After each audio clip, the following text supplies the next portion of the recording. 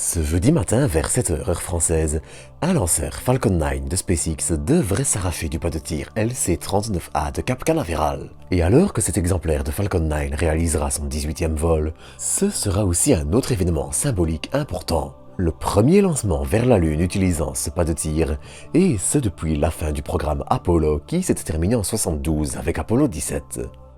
Et s'il ne s'agit pas ici de vol habité, l'atterrisseur lunaire protégé par la coiffe du lanceur de SpaceX n'en est pas moins intéressant. Il emportera en effet un nouvel atterrisseur lunaire plein de nouvelles technologies et qui, on l'espère, n'ira pas rejoindre ses petits collègues partis trop tôt.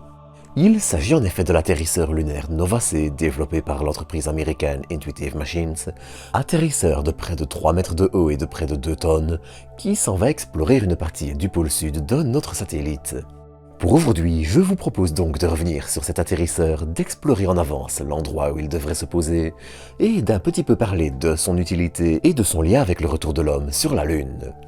Mais avant de commencer, et comme d'habitude, je tenais à rapidement vous inviter à vous abonner si vous ne l'êtes pas encore, ainsi qu'à liker, commenter et partager cet épisode. Enfin, je tenais aussi à vous informer que si vous envisagez quelques achats de matériel Astro chez AstroShop, vous pouvez toujours passer par le lien dans la description pour soutenir la chaîne gratuitement. Sur ce, je crois avoir déjà assez parlé, alors je vous retrouve tout de suite pour une nouvelle dose d'espace.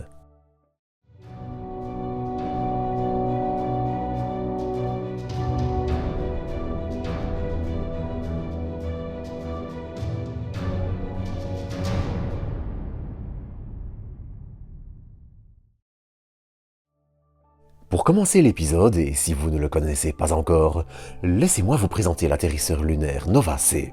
Haut d'environ 3 mètres pour une largeur de 2 mètres, Nova-C est un atterrisseur commercial développé par l'entreprise américaine Intuitive Machines. Comme beaucoup d'atterrisseurs lunaires commerciaux américains, il est actuellement exploité dans le cadre du contrat CLPS avec la NASA. Alors j'en parle assez régulièrement donc je ne vais pas trop m'attarder dessus, mais pour le résumer simplement, avec l'initiative CLPS pour Commercial Lunar Payload Services, ou services commerciaux pour les charges utiles lunaires en français, la NASA vise à exploiter des atterrisseurs commerciaux dans un but scientifique. Et ça permet plusieurs choses.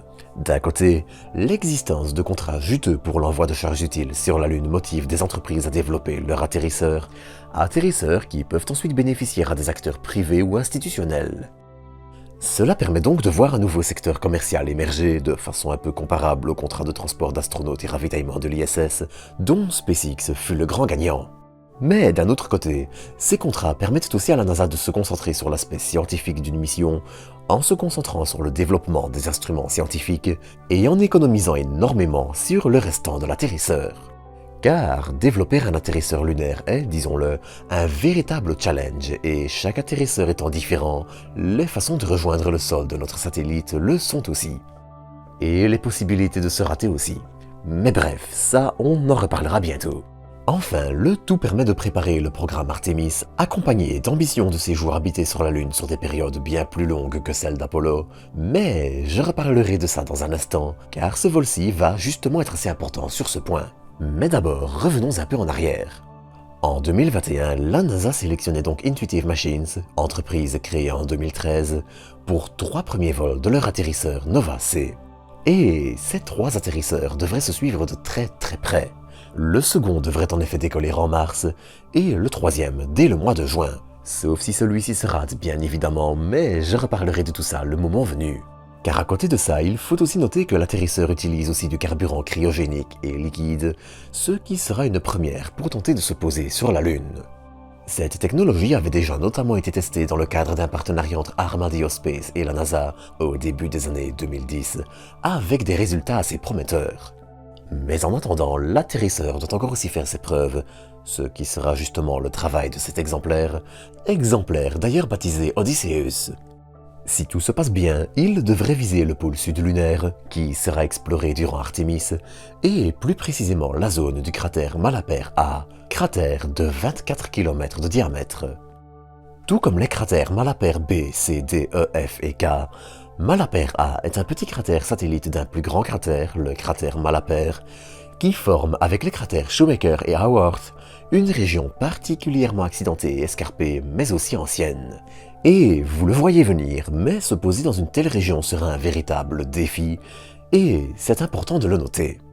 Nova-C doit en effet utiliser un système de navigation de nouvelle génération permettant la réalisation d'atterrissages précis qui seront eux aussi testés pour la première fois.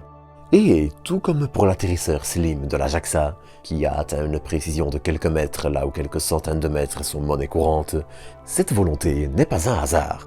Avec les plans pour des séjours de longue durée et l'installation de bases lunaires permanentes ou semi-permanentes, ces technologies sont cruciales. Même si des plans pour des véhicules lunaires existent, il est assez peu réaliste de demander aux astronautes de parcourir de grandes distances pour récupérer le manger, le tout parce qu'un atterrisseur n'a pas été capable de se guider. Bon alors, bien sûr, je caricature un peu et je me projette dans un futur encore assez éloigné, mais réaliser des atterrissages précis avec des systèmes de guidage hautement perfectionnés sera un point essentiel pour les ambitions du programme Artemis sur le moyen terme, et tester ce type de technologie avec des atterrisseurs robotisés est essentiel. Mais à côté de ça, l'atterrisseur devrait aussi embarquer d'autres charges passionnantes vers notre satellite. Déjà, on notera le petit CubeSat EagleCam qui sera largué de l'atterrisseur à quelques 30 mètres du sol. De cette façon, le petit appareil devrait fournir une vue extérieure de l'atterrissage et un point de vue assez unique dans le genre. Et tout ceci ne sera pas utile que pour la beauté du spectacle. En relayant ces images par Wi-Fi à l'atterrisseur, il permettra notamment de mieux étudier le comportement de la poussière lunaire lors des atterrissages. Or, cette poussière étant particulièrement invasive et abrasive, ce sera là aussi un point à étudier pour le programme Artemis.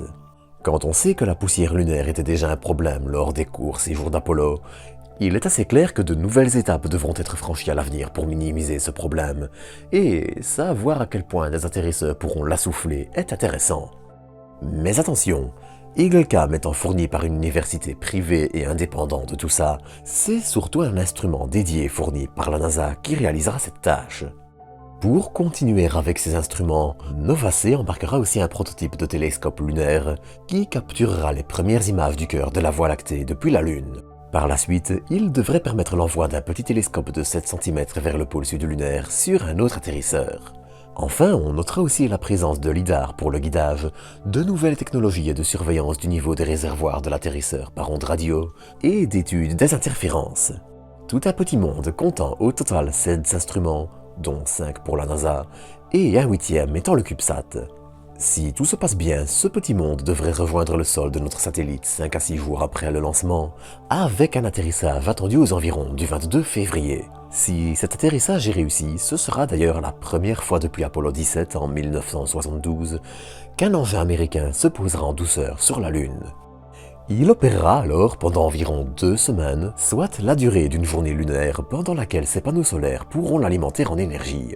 En effet, tout comme le japonais Slim ou l'indien Chandrayaan 3, il n'est pas conçu pour survivre à la nuit lunaire. Ça rajoute énormément de complexité, de coûts de développement et de possibles faiblesses, alors que la mission peut être bouclée en quelques jours. Même si bien sûr on est impatient de voir des atterrisseurs et des missions plus importantes, comme l'atterrisseur Griffin et le rover Viper attendu fin d'année. Mais tout ça, j'en reparlerai encore le moment venu.